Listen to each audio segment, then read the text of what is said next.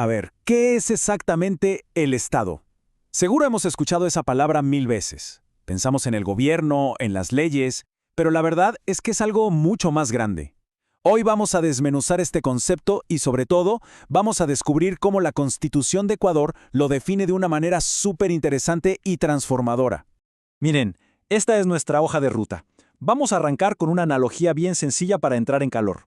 Luego, nos ponemos un poco más técnicos con las herramientas de análisis. De ahí, un viajecito por la historia para ver cómo hemos llegado hasta aquí.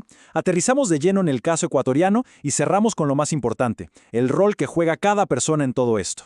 Para empezar a hablar de algo tan complejo como el Estado, a veces lo mejor es usar una comparación simple. Pensemos en algo que conocemos de sobra, una casa, un hogar. Es que, piénsenlo, en cualquier casa hay que tomar decisiones, ¿no? Se ponen reglas para convivir y se administra el dinero para que todo marche bien.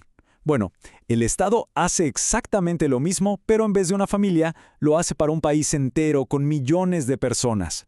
Gestiona las reglas, las decisiones y los recursos a una escala gigantesca. Ok, ahora que tenemos esa idea base, vamos a profundizar.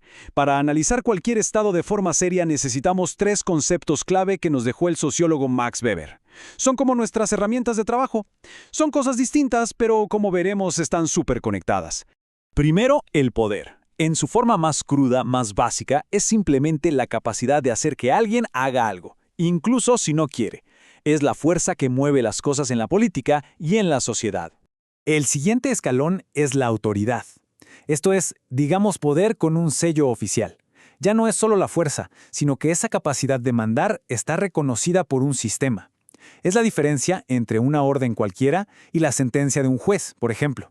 Y con esto llegamos a la joya de la corona, la legitimidad. Ojo, que esta es la gran diferencia entre gobernar a la fuerza y gobernar con el consentimiento de la gente. Es esa creencia colectiva de que las reglas son justas y que quienes mandan tienen el derecho de hacerlo. Sin legitimidad, cualquier poder es pura cáscara. Entonces, cuando juntamos estas 3 piezas del rompecabezas, ¡boom!, tenemos la foto completa. Un Estado no puede sostenerse solo con poder bruto, necesita una autoridad que sea reconocida y, lo más fundamental, necesita legitimidad para ser estable. Si la gente obedece solo por miedo al castigo, ese sistema tarde o temprano se cae. Pero bueno, esta idea del Estado, con su poder y su legitimidad, no apareció de la nada. Para nada, ha ido cambiando, evolucionando un montón a lo largo de la historia como respuesta a crisis, revoluciones y nuevas ideas. La progresión es bastante clara. Todo empezó con el Estado absoluto, donde la palabra del rey era la ley y punto. Luego, el gran salto fue el Estado de Derecho, que trajo una idea revolucionaria. Nadie, ni siquiera el rey o el presidente, está por encima de la ley. Y el modelo más moderno al que hemos llegado es el Estado constitucional, que va un paso más allá. Dice que incluso las leyes tienen un límite. No pueden violar los derechos fundamentales de las personas, protegidos por la Constitución. ¿Y cuál es la diferencia clave entre estos dos últimos? Es sutil, pero importantísima. En un Estado de Derecho, una ley puede ser legal, pero completamente injusta. En cambio, en un Estado constitucional, toda ley tiene que pasar un filtro superior, el respeto a los derechos humanos. La Constitución se convierte en el guardián de que la legalidad sea también justa.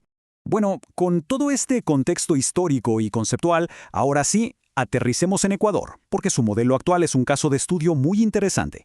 Miren, la Constitución ecuatoriana del 2008 arranca con una frase que lo cambia todo, justo en su primer artículo. Y no es solo una declaración bonita, es un cambio de chip total para todo el orden político del país. Esta definición tiene 3 pilares. Es constitucional, porque la Constitución es la norma suprema que está por encima de todo y de todos. Es de derechos, porque el fin último del Estado ya no es el poder en sí mismo, sino garantizar los derechos de la gente y de la naturaleza. Y finalmente es de justicia, que es un mandato clarísimo para que el Estado no sea neutral, sino que actúe para corregir las desigualdades. Esta cita de Ramiro Ávila Santamaría es potentísima. Lo que nos dice en el fondo es que los derechos no son un regalo que nos da el Estado. Al contrario, son conquistas de la gente, que existen incluso antes que el propio Estado y que están por encima de él. Esta idea es radical. Los derechos de las personas son la fuente del poder, pero también su principal límite. Ok, todo esto suena muy bien, pero si los derechos son tan importantes y limitan al poder, ¿Qué papel juega la gente común y corriente en este modelo? ¿Cuál es el rol de la ciudadanía? Pues la respuesta es así de clara y contundente. Toda la autoridad, toda la legitimidad del Estado nace directamente de sus ciudadanos y ciudadanas. El poder reside en el pueblo. ¿Y esto qué significa en la práctica? Pues que la democracia no se acaba el día que vamos a votar. Claro, el modelo ecuatoriano tiene la parte de representación, donde elegimos a las autoridades, pero también tiene una fuerte dimensión participativa. Ofrece herramientas concretas como las consultas populares o la iniciativa para proponer leyes para que la ciudadanía se involucre de forma directa en las decisiones importantes. Bueno, vamos cerrando. Resumamos qué significa en realidad todo este cambio, no solo para los políticos, sino para cada persona que vive en la sociedad. Al final del día, toda esta arquitectura constitucional no es solo un texto legal, es una invitación, casi una exigencia a un nuevo tipo de ciudadanía. Una ciudadanía que ya no es pasiva, que no solo obedece, sino que es activa, que fiscaliza el poder, que participa, que exige que se cumplan sus derechos y las promesas de la Constitución. Y nos quedamos con esta pregunta para la reflexión.